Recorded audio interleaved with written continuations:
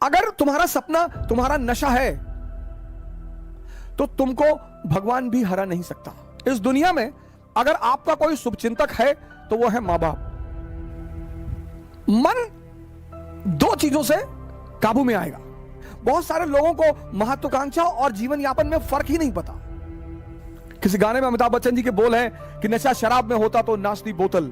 Ambition एक नशा है, वो जिसको हो जाए।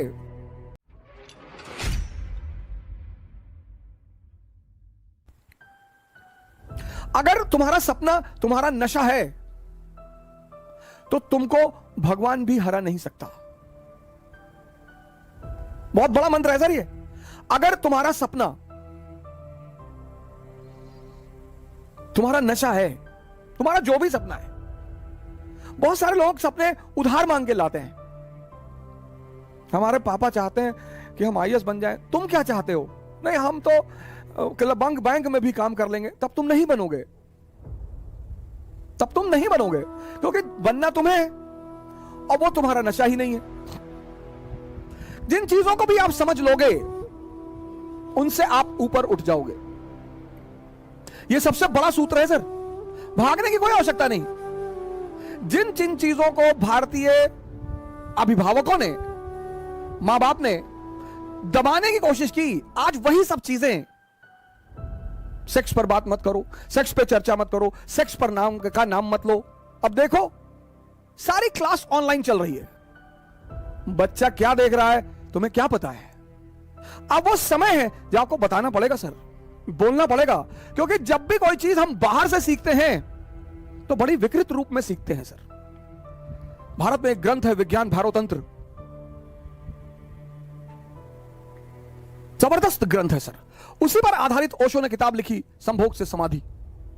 उस किताब में सेक्स की कहीं चर्चा ही नहीं है। शंकर जी का बड़ा संबंध रहा नशे से। मैं बड़ा इस मामले को लेकर बड़ा चिंतित रहता था कि यार भगवान का नशे से क्या, ये क्यों धतूरा चढ़ाते हो, उस पर क्यों भांग चढ़ाते हो? सर उसका बड़ा आध्यात्मिक महत्व है। उसका इतना आध्यात्मिक महत्व है कि अगर हमारे देश का आदमी समझ जाए उस बात को, और वो सबके लिए है सर। मन दो चीजों से काबू में आएगा, या तो नशे से या ध्यान से। और शंकर जी का संबंध दोनों से है। मजेदार बात देखिए, प्रथम योगी माने जाते हैं विश्व के, ब्रह्मांड के। मन जो है वो दो चीजों से काबू में आएगा। एक तो नशे से, पर नशे से वो कुछ समय के लिए आएगा। कुछ समय के लिए आपको दुनिया का सारा दर्द भुला देगा, 4 घंटे 5 घंटे 6 घंटे, लेकिन 6 घंटे बाद वो फिर जिंदा हो जाएगा और दर्द हो जाएगा। फिर जब और दर्द हो जाएगा तो व्यक्ति फिर और नशे की तरफ भागेगा। फिर ऐसा हो जाएगा कि वो नशा उसे मार डालेगा। तो वो नशा, वो धतूरा, वो भांग, वो गांजा, ये जितनी भी नशे की चीजें हैं, ये भोलेनाथ पे चढ़ाई जाती है कि प्रभु ये तुम ले लो और ध्यान हमको दे दो। भारतीय संस्कृति के सुपरस्टार है सर, सुपरस्टार। पौरुष पर बल देते हैं। कपड़े पे ध्यान मत दो, कुर्ता पजामा डाल लो, निकल लो। ताकत होनी चाहिए कि प्रधानमंत्री के दरवाजे पर खड़े हो जाओ तो भागते हुए बाहर आ जाए।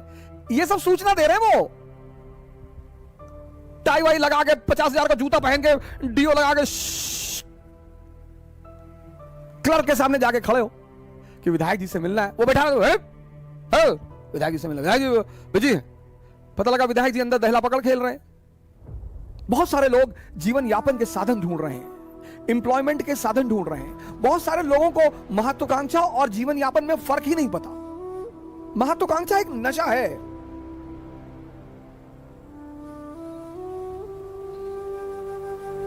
एम्बिशन एक नशा है, वो जिसको हो जाए। नेपोलियन को हो गया। किसी गाने में अमिताभ बच्चन जी के बोल हैं कि नशा शराब में होता तो नाचती बोतल। सब छोटे मोटे नशे हैं सर, बहुत छोटे मोटे नशे। अगर ये आपको प्रभावित करते हैं तो आपका मन विकसित नहीं हुआ सर। नशा तो पद का है सर। आप ये चेक कर लीजिए आपको जीवन में नशा किस चीज का है। अगर इन छोटी मोटी चीजों का है तो आप रह जाएंगे फिर वहीं पे।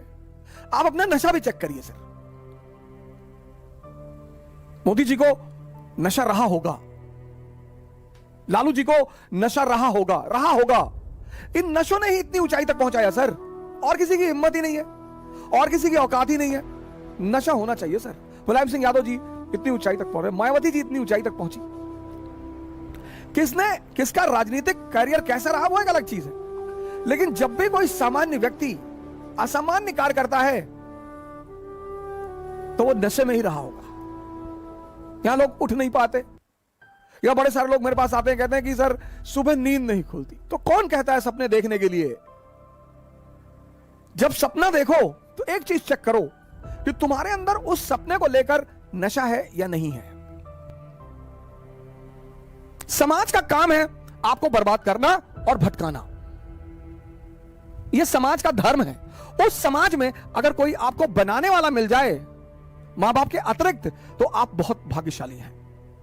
इस दुनिया में अगर आपका कोई शुभचिंतक है तो वो है मां बाप, सबके साथ।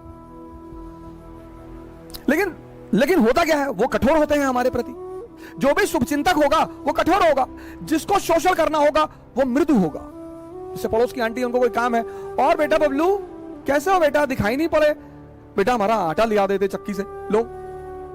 अब मां इस तरह से नहीं बोलेगी, मां कहेगी बदतमीज कहां मरा हुआ था। तो अब हम ह्यूमन नेचर है हमारा, तो हमें मां बाप बड़े बुरे लगते हैं। लेकिन सूत्र यही है सर, जो भी आपके प्रति कठोर है वो आपका भला सोचता है, और जो भी आपके प्रति मृदु है, अच्छा बोलता है, आपकी सिर्फ तारीफ करता है, वो आपके शोषण के फिराक में है। जय हिंद।